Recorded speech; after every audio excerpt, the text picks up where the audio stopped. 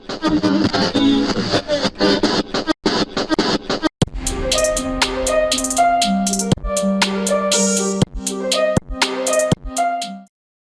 going on, rBeatz fam? Welcome to another segment of Local Music Somewhere with your host, Greazy Keyz. I'm here today with a couple of great folks. I have Miss Emma Freeze and Connor Hausman of the band Cassettiquette. And we're going to talk a little bit about the band and how you guys got started and what you guys got coming up. Welcome to the studio. Thanks, man. Thanks for having us. Yeah, thank you for having us. Very cool. Super excited to be here. So the band Cassettiquette, so tell me a little bit about the background there. Like, how did you guys meet and where'd the band name come from? So I played in other bands, kind of playing around with like the business people and stuff like that. And then we ended up taking hiatus and parting ways. And then after COVID, I kind of had all these songs that I wanted to play. And Hyatt Marill from the business people, we were like, let's try to do it. And then we got a drummer in, started messing around. And then Emma works at Ground Crew Sound with me. Yes. So she is an amazing piano player. And I was like, hey, do you want to slide in here? Join a band, huh? Yeah. Yeah. So Connor, you've had a lot of experience playing with bands over the past few years, and I've known you in the scene for a while. Emma, my first time meeting you. Yeah. So it's very cool to kind of meet you and welcome you into the scene and stuff. So tell us about yourself and your musical background. Yeah. So I actually went to Queen's University of Charlotte and studied music there. Fantastic. I have played piano pretty much all my life. I started when I was like 6 years old and have loved it ever since. It's like my biggest passion. Right. So once I graduated from Queen's, I just knew I was like, I want to pursue this full time. So I've got multiple jobs as a musician does, but just like working at the studio with Connor, which is so fun. And then I like lead worship at my church and then teach piano lessons. So yeah. So I can relate to all those facets of your musical career, being a piano player as well. So are you classically trained? Would you describe yourself? So with that sort of background, I know with my experience is like, if you're classically trained, playing like pop music, rock music may be more challenging because, you're not so ear reliant. But tell us about your background with that. Like, how do you balance playing by ear versus by sheet music? Yeah, that definitely was something that I had to get used to. Yeah, right. Joining the band. Yeah. Because I'm like, where's the sheet music? Right.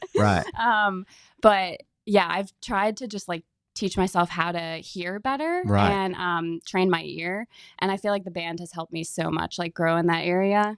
She didn't need much help. She was pretty cool. I'm sure. I mean, you've been playing your whole life. Exactly. I'm sure the transition wasn't impossible, but I can understand that it could be a challenge, to go from reading sheet music and knowing what you're going to be playing versus kind of playing off the cuff or maybe by ear and developing your own parts. Exactly. So that's really cool. I'm still learning, but it's so fun. Always learning. So you both work at Ground Crew Studio, which is a fantastic sound production studio here in town. You guys do everything from voiceover recording to sound design for movies and film, right? Yeah. Tell us a little bit about that. We cast a lot of voiceover for commercial stuff, ranging from like Harris Teeter to NASCAR to anything in between. Do a lot of commercial stuff there. And then we also do a lot of ADR for a lot of production companies out of West Coast and Atlanta. So we get to work on some pretty cool projects. That's awesome. A lot of which I can't I love that. I understand. That's understandable.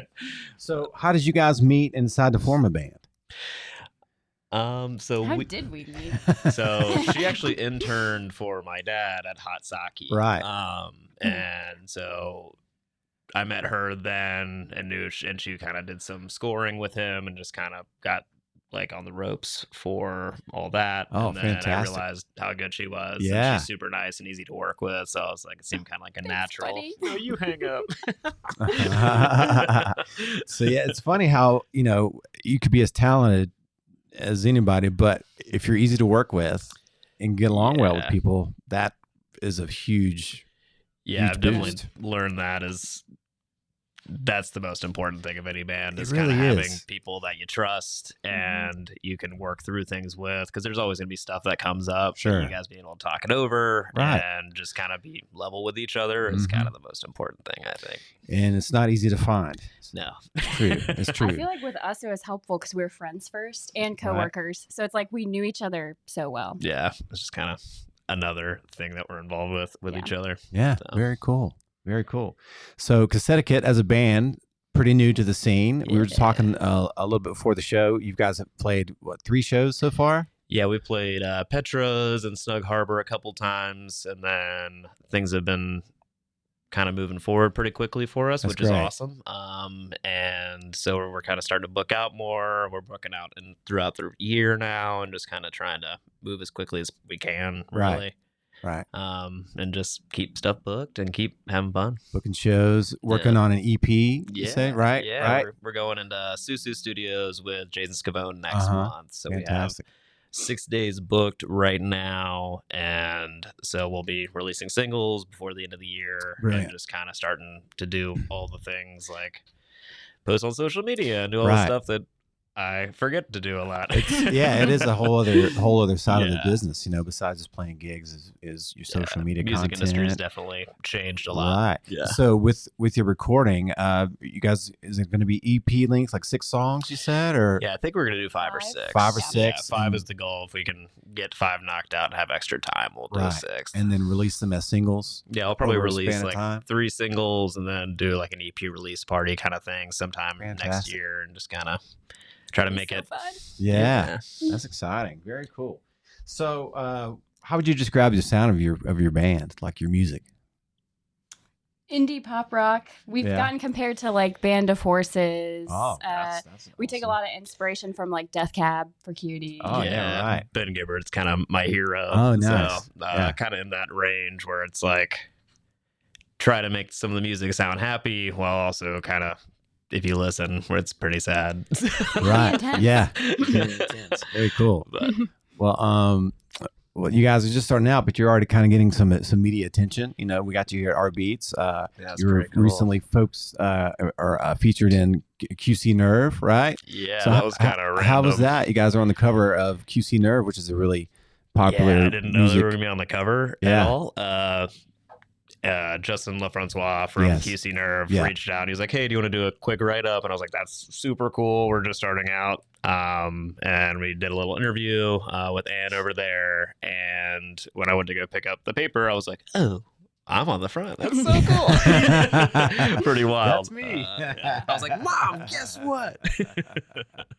I love that. Yeah. So what do you guys see, what sets you apart from other bands in the scene? Or where do you guys sort of see yourself fitting in with the local original music scene?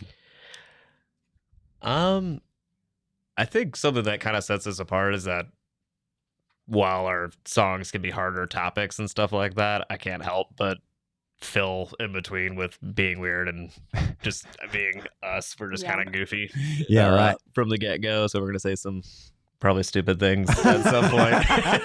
So come to our shows, you want to hear me make a fool of myself. No, I think we just genuinely put fun at the center of it, and I think we're all just kind of a little family, and it's I love that beyond that music and everything else. We're and homies. Your lyrics are really good. Stop it. He writes some good stuff. Stop it. I was going to say, so with your songwriting process, how does that come? Like you mentioned, like you kind of had a backlog of material that you had written with some other folks maybe, and sort of, you know, kind of bring that back to light, or are you guys writing brand new things? Tell us about your process. I have a journal that I just kind of write random snippets of stuff in, and when I'm writing a new song, I'll just kind of go through it and be like, "Oh, that was cool," or pull something from there, and just this. Then, but a lot of times when I'm writing a new song, I'll just kind of let the melodies form, and then some words will come out, and I'll be like, "That's what this is about," you know, and I kind of go from there. So primarily your song so far, you've been the primary songwriter. Yeah, Emma, we're working on a Emma Freeze original right now. It's going to be pretty cool. Pretty excited about that one. But so far, it's been mainly me bringing the bones to the band and then fleshing it out and really making them whole. It's been really collaborative, I feel like, which I would is imagine awesome. So. Yeah. Connor will come to practice with like a guitar riff and some lyrics, and then he'll be like, "Y'all write your own parts," which to me is so fun because I'm just like, "Oh, yes." Yeah. So I feel like we all kind of write them together, which is really cool. It's like we're all creating art. It's a joint and effort. It's ours and art. It really awesome. is. Yeah, that's great to hear. So I know you guys haven't played out many gigs, but any fun, memorable, or unforgettable experiences at a live show yet? Anything crazy happen? I mean, our last show at Snug was a blast. Yeah, I we remember had a really good time. We did the cover, the Tears for Fears. Yeah, Everybody wants to we roll try the to do world. like one fantastic. cover every show just to kind of throw one out. We did Tears for Fears, and that went really well. I remember looking out and seeing like the disco ball going and everyone cheering, and I knew, I was like, this is really fun. I mean, it's Tears for Fears. I know, right? It doesn't get much better than that. So I kind of pulled a cheat card on that one. And I love the name Cassettiquette. Again, phonetically a wonderful word to say. It's like Mississippi. It is. You just kind of have to, every time there's an option for 2 letters, you just have to double Fun it. to say, maybe a little tricky to spell. Yes. Right? Kind of long on the font. In the beginning, I was like, how is it spelled? And I had to like decide, you know, I was like, I'm making up this word. This is whatever I want. So what is the inspiration of the name? It's funny. It's a funny story. I was gonna say, because are you guys old enough to have used cassettes? You know? Oh yeah. Okay, good. Yeah. Barely. But I was there. No, my bass player Hyatt Burrell, who I started the whole thing with, we were sitting at his house. We would cook dinner and drink beers in his backyard, and we're inside cooking something, and his cat is named Cassette. Is the coolest cat you've ever met in your entire life, and I'd had a few drinks, and I was like, man, Cassette's got such good etiquette, dude. It's such a polite, nice cat. And I love like, your drunk voice. Yeah. And he was like, that's great. And then his wife was like, how do you spell it? And I was like, stop it. Yeah, right. Yeah. How do you spell that? Yeah. It's funny because I just happened to see a headline recently, actually, an article talking about cassette etiquette. Really? As an actual thing, you know. It's like, oh, you got to rewind your cassettes. I'm glad they didn't steal the name. I know, right? Get on that trademark while you can, right? Yeah, right. That's fantastic. Do you know any lawyers? Or? Yes, I do. I can get you in touch with someone. No worries on that. I can't pay anything. Well, that might be the problem. It's not cheap. So, going into the studio with Jason Scavone at Susu, you say maybe like 5 or 6 songs. Yeah. So when you go in, like I know.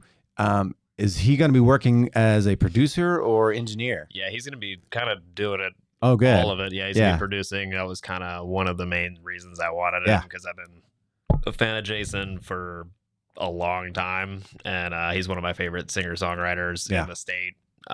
So having the opportunity to work it really with him is in the state. It's a great way to put it. Yeah. I've worked with Jason in many capacities in the studio and outside of the studio, and I've seen him. Yeah, he's definitely a person that you want to listen to. Yeah. You know, he is very cool about if you want him just to wear the engineer hat, he's more than happy to do that. But I think you're missing the boat with a talent that if he has anything to say, listen to him and follow his direction. He said the same thing. He's like, I can just push the buttons if you want. And I was like, I'm not gonna waste your time. Well, I think it's really wise. Really wise of you guys to utilize him that way. So I think that's really great. So you guys are going to perform for us here in a few minutes, but Connor, I want to show us your guitar you have made. It's a custom Jack Cobes guitar. Tell us a little bit about the Jack Cobes guitar. So I've had this guitar for like almost 15 years. That's great. I spent all of my high school graduation money on it, which my mom did not approve of, but my dad, being who he is, was like, yeah, man, buy it once. Yeah. Right. But yeah, I've played this guitar. I've written most of my songs on it. It's a beast. It's a beautiful guitar and one of a kind, really, right? Yeah. Jack Cobes. All of his are pretty much one of a kind. Yeah, Jack Cobes is a local luthier, guitarist in his own right, but his luthier work is just amazing. He's built several guitars that I've seen local artists use and even national artists. And so it's really cool to walk in and see you playing. And honestly, and it's kind of vintage now, 15-year-old guitar, and it looks like it's held up well. And I've taken pretty good care of it. Does he service it for you? Like, okay. Yeah, I mean, well, take it back to the dude who made it. He's gonna treat it right. That's wise. That's wise. Very cool. So, you guys have a favorite song in your repertoire that you're most excited about, like to record or to play live? The one we're gonna perform today. Oh yeah, very cool. I think Thelma's a pretty good one. Also excited about Dreams, and then Disintegrate's that's more upbeat, pretty fun. Very cool. Kind of pop rock tune. So and then I know you said you're recording 4 or 5 songs for the EP. Yeah, but when you play a live set, are you guys playing like 45-minute, hour-long sets? That's throwing kind in a couple of of covers. We're looking to play. Some of our gigs, some local shows have shorter windows where you can kind of set up, tear down. So sometimes it ends up only being like 35 minutes or so. Yeah. But we try to fit in as much as we can. Right. That's great. And speaking of shows, so you guys, it's Thursday today, but you guys have a show coming up this Saturday, right? Yes. Tell us about that. We're going to be at Wooden Robot in Noda, the Chamber location. Mm-hmm. It's for their big 9th anniversary party, which we're just stoked that we get to be part of that. Very cool. There's going to be puppies there. Yeah. Oh, man. They have a rescue event earlier in the day. It's going to be pretty cool. Are you guys going to be the only band featured, or is it going to be like No, we have DJ Smitty's fantastic. opening up, and then we have Regents, we have Noir, and Moonshaker, and there's it's a pretty good lineup. With Noir, we share a practice space with, so we're pretty excited to finally play I love a show that. with them. Yeah. Yeah, very cool. But, I love that. Yeah, so it should be pretty fun. So what? So who are some of your songwriting influences? Would you say? I love Ben Gibbard. I said that already. Yeah. Glenn Hansard from The Frames was kind of a big one growing up. I love the Strokes. That whole genre, Two Door Cinema Club, kind of all over. I'm kind of we all were over listening the place. to them on the way over here. I was like, man, I've been on a 2-door kick, and she's like, Major. I was like, that's a good sign. That's very cool. Yeah, but I think Ben Gibbard and just his lyricism, and while keeping it poignant, but also having the music make it fun and relatable is kind of the where I'm aiming most of the time. Yeah, I love Death Cab, but I've also really enjoyed was Postal Service. Yes. Oh man, dude, I just saw them come through. Death Cab and Postal Service in Raleigh. Really? They played a show. Oh, I didn't. Oh man, it was incredible. That is so cool. Yeah, Death Cab came out in all black, and then they went back and they came out in all white for Postal Service. It was just so cool. That's sick. But Death Cab went on before Postal Service, huh? Yeah, it was an interesting choice of lineup, but I was like, Postal Service can be more like moving, so it kind of made sense. Yeah. But I love that. Well, we got a few more minutes before we get into our live performance. Anything else you guys would like to tell us about or share about yourselves or your band or music coming up? Yeah, we got the EP coming up. We have another show booked in November at Snug Harbor. I can't remember the date yet. Right, we'll fantastic. I think it's November 9th. Yeah, please. Don't quote me on that. Say again? November 9th? November 9th at Snug Harbor? Yeah. That's with Jason, right? Maybe. No, I don't know. But then we're trying to put together like a kind of party event at Common Market South End. Oh, fantastic. Because there's a whole bunch of bands that kind of came out of that little pocket where Common Market and Fat Burrito and Black Sheep were. It's got like Noir and Phantom Friends. We have Phantom Friends on board for next month. So we're kind of trying to pitch it as a Common Market South End reunion party. I love that. So it should be pretty fun. Just got to figure out all the details, but it'll be August 17th. August 17th. Saturday. And I know you said you're getting ready to go into the studio, but do you have hopefully some sort of timeline for your EP release? So I think we'll probably get a single out. We're aiming within a month of finishing mixes and everything. Yeah, so kind of aiming for early October. Right. And then just kind of do every 6 weeks, drop a single until it's time to debut the whole thing and see what people think. And very cool. And we're going to be still writing originals like in between all of that. I think we have hopes to write 3 more at least. So we have like a good 9 or so in our back pocket. Fantastic. For future recordings. Yeah. Are you going to release it on cassette? That's my question. I mean, I feel like it would be pretty cool. stupid if I didn't. Right? At least nobody few, will right? be able to play it. Can you even do that? I know, cool. right? I got a guy. Get the little mini. I don't have a guy. A little if you have mini a guy, cassette. let me know. Right. Oh yeah. I just find a cassette player that actually has like a USB out, so you can convert cassettes to a WAV file. I guess he'll post the link for it. Yeah, right. He will. We didn't discuss this. I think if you target something like that for like $10. It's at Target. Right. Crazy. Well, I love all that you guys are here in the studio and sharing with all your stuff. I noticed you like to play Nord, right? Oh yeah. Yeah. Yeah, I'm a Nord artist as well, but you're into. We have a Nord stage here in the studio, but what keyboard do you play? I play a Nord as well. Yeah. It's an Electro 4D, I believe. And I actually got it from Connor's dad, which is really special. Oh, yeah. Very cool. And I love it. I play it at every gig. I mean. And the sounds that it has. Oh, yeah. It's insane. And you can load up different sounds in the library. So I'm just like so excited to find new stuff and try it out. Preconceptions of them. I was like, it doesn't have like synth sounds and stuff, but I was like, what other website? And I was like, oh. You can just download any patch that you want. It's amazing. They're keyboard players. We're sort of techie nerds. And so Nord sort of fills that gap. You can literally customize your sound palette from the website. It's pretty amazing. And it's cool for me because like I grew up playing just a piano. Yeah. And so this is a whole new world for me, like playing a keyboard with different sounds. Yeah. Because I'm used to just a baby grand. Right. So your palette is just wide open. Yeah. I love that. Well, cool. Well, I'll tell you what, we're going to take a short break here in a few minutes, have a word from our friends and sponsors, and you guys can gear up and play a song for us. How's that sound? Let's do it. Sweet. All right. We'll be right back after a few minutes. If your playlist looks like a passport, you're officially a music globetrotter. Welcome to rBeatz Radio. rBeatz Radio is your ultimate global music hub, blending beats and melodies from every corner of the planet. From African rhythms to Asian harmonies, European EDM to Latin grooves, it's all here and it's all amazing. Whether you're vibing in the car, chilling at home, or need a soundtrack for your next adventure, rBeatz has you covered. We're not just about music, we're about connecting people through the universal language of sound. So why stick to one genre when you can have them all? Download the rBeatz app today on the App Store or Google Play. And don't forget to follow us on Instagram, X and Facebook for the latest updates and exclusive content. Ready to travel the world through music? Hit play on rBeatz Radio and let the journey begin. Welcome back to rBeatz.com with local music somewhere. Again, my name is Greazy Keyz, your host. I'm here with Emma Fries and Connor Hausman of Cassettiquette, and they're going to play one of their original songs for us. Howdy, y'all. Hey.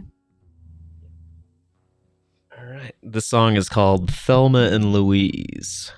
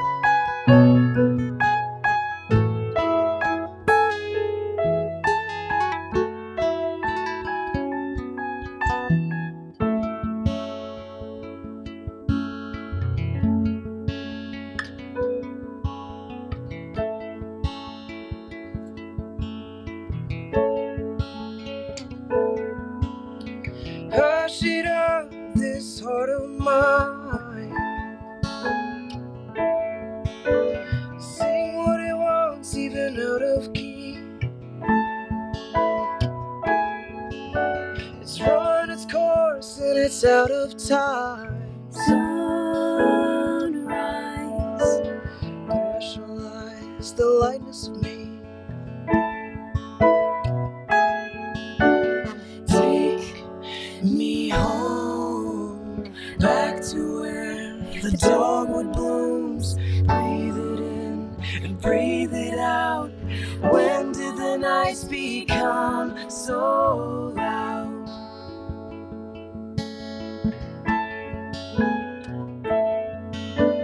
Crush it up and take a lie. See the light, it pours inside.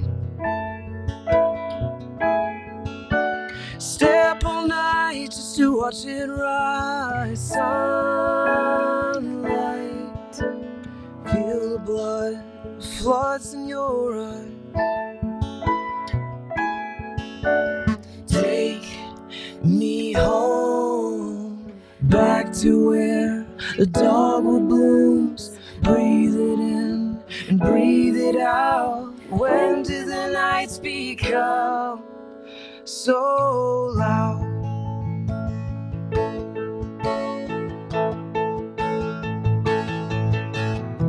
Thelma and Louise, it comes our day. Won't let you let me down so easily. I take it, I don't mind. I give everything to drive all the darkness into the sky.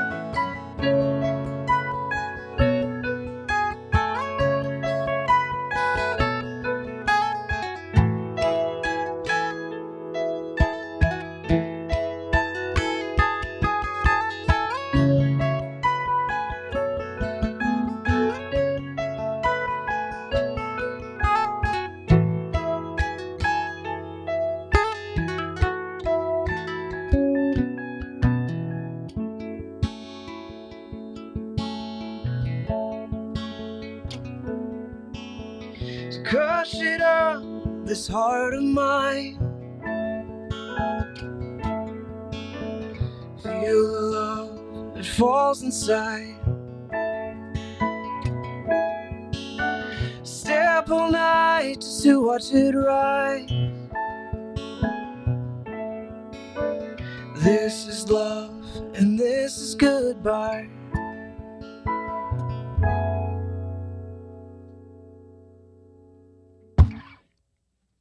A fantastic job. Thank you, Emma. Thank you, Connor, for coming in.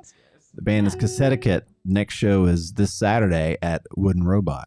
The Chamber. The Chamber. The Chamber, yeah. In Noda. We go on at 7:45. Yeah, so get there early because the lineup's sick. Yes. Awesome. Well, thank you guys again for coming into rBeatz, and wishing you all the best, and hopefully catch up with you very soon. Yeah, man. Yeah. Thank you so much. Thank you, guys. See ya.